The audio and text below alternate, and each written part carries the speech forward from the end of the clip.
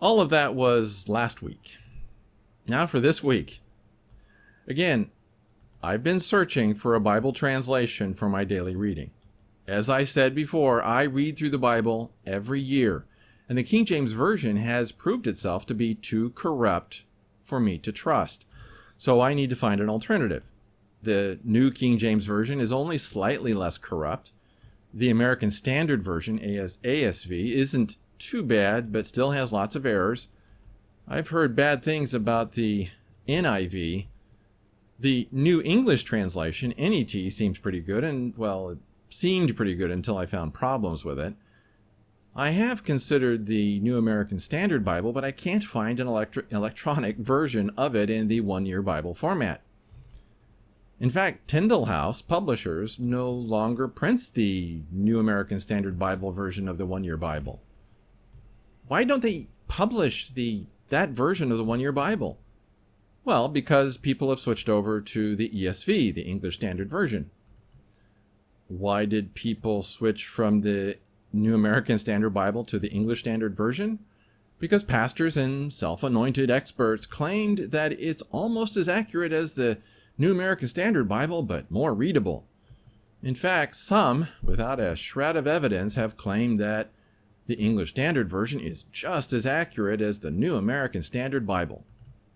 Unfortunately, I have yet to find anyone who is willing to do a thorough examination of the accuracy of the English Standard Version. No one seems interested in looking at the Hebrew and Greek and comparing it to how the ESV has been translated.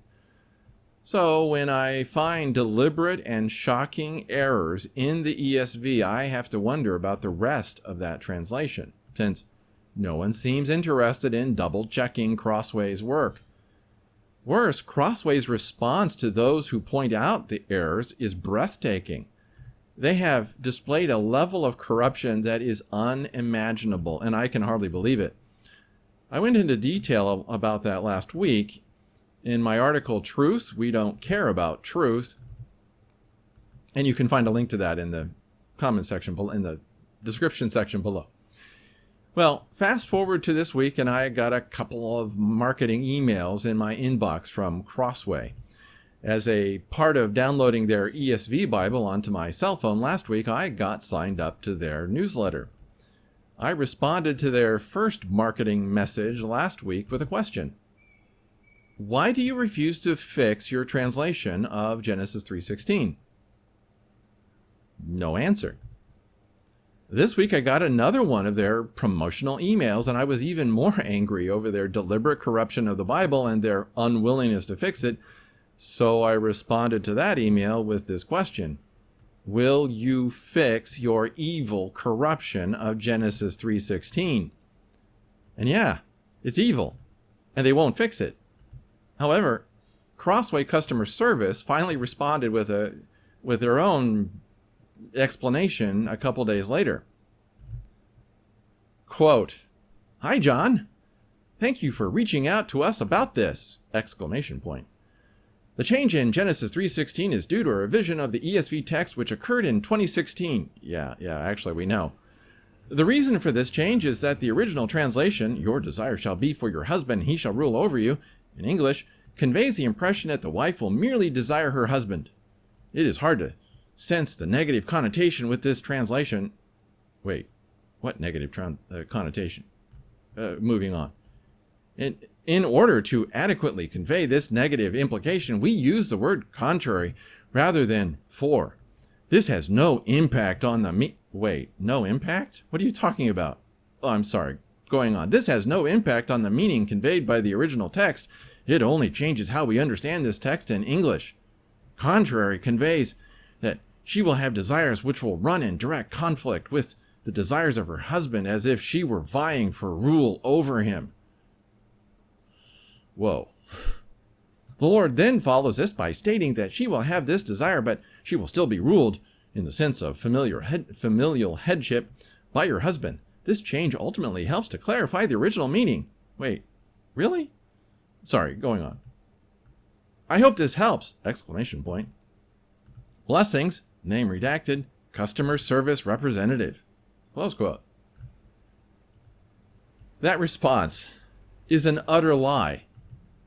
And the top management of Crossway know that that email is a lie. They know it. They probably wrote it for all the customer service representatives to send to people like yours truly. But they refuse to change Genesis 3:16. There is literally no legitimate way for the words contrary to appear in Genesis 3:16. It's not possible. Or I should say, it's not possible if you understand Hebrew and are trying to accurately translate the Bible. Again, if you need a clear understanding of why it isn't possible, go to my previous discussion about Genesis 3:16 and the corruption that Crossway did to that verse. Then, yesterday, as I was perusing the Crossway website, I came across this description of their ESV Bible. The quote, "The ESV Bible emphasizes word-for-word accuracy." Close quote. Wait, how is it possible for them to say that while deliberately corrupting Genesis 3:16 and Genesis 4:7? If this was the NIV or some other interpretive translation, I would be somewhat less upset. Translators should never interpret the Bible, but I know that it happens, sometimes by accident. But Crossway claimed that they were doing their best to achieve word-for-word accuracy. What a lie! How utterly disgusting! Crossway employees who are in lower-ranked positions in that company don't understand what their organization has done. But the people at the top do understand. They know what they've done, and they are doubling down on their commitment to this corruption. I am truly amazed at how blatant this is. This leaves open the question of whether any of the English Standard Version can be trusted. Unfortunately, I cannot find a rational discussion of English Standard Version errors. Most of those who criticize the English Standard Version are members of the King James Version only cult. The KJV is worse than the ESV. Yes, you heard me right. The King James Version is more corrupt than the English Standard Version, and none of the King James Version only cultists want to talk about that.